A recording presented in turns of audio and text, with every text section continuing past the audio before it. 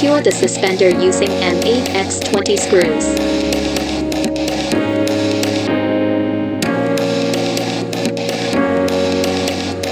Assemble the cable tray and suspender on the ground.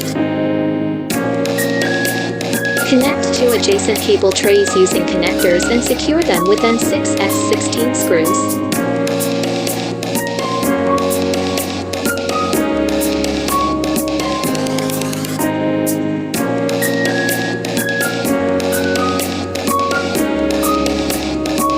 Secure the suspender to the bottom of the cable tray.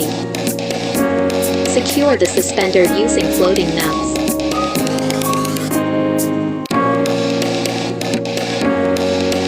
Secure the camera mounting bracket to the cable tray using M4x12 rivets. Secure the camera using M3x8 screws.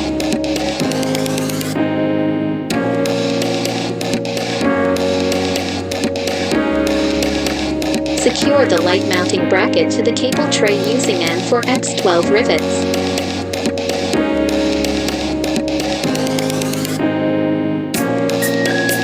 Secure the light.